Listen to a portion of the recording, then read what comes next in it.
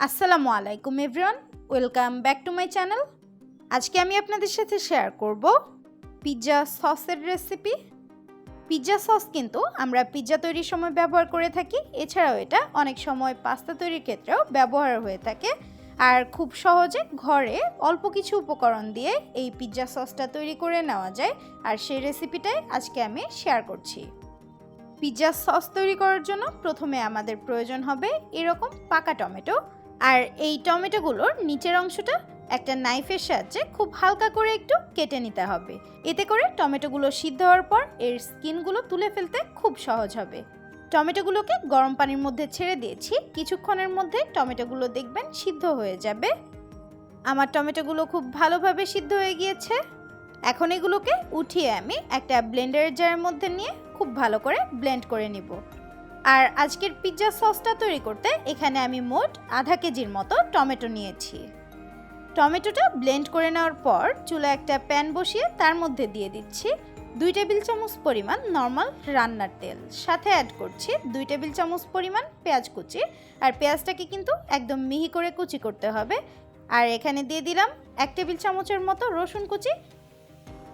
রসুনটাকেও খুব ছোট করে কুচি করে নিয়েছি। এখন পেঁয়াজ আর রসুনটাকে ভেজে নিচ্ছি যতক্ষণ না এগুলো বেশ কিছুটা সফট হয়ে আসে।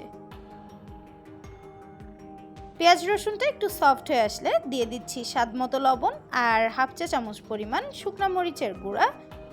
এখন এই সব কিছুকে একসাথে একটু ভালো করে মিশিয়ে নিচ্ছি।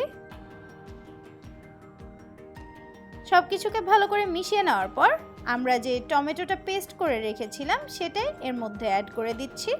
টমেটোটা পেস্ট করার সময় খুব সামান্য একটু পানি অ্যাড করতে হলে সেটা আপনারা অবশ্যই অ্যাড করতে পারেন। আর এই ব্লেন্ডারের জারটাও একটুখানি ধুয়ে আমি এর মধ্যে পানিটা দিয়ে দিলাম। এখন এই সব কিছুকে একসাথে একটু ভালো করে মিশিয়ে নিতে হবে।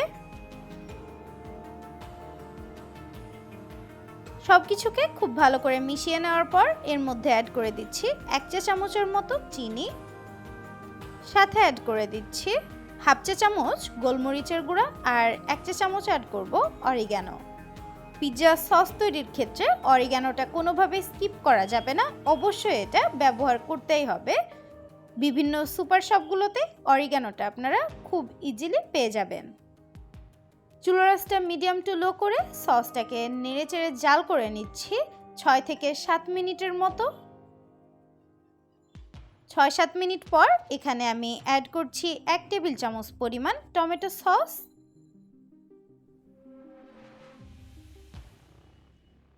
টমেটো সসটাকেও খুব ভালো করে একটু পিৎজা সসটার সাথে মিশিয়ে নিতে হবে।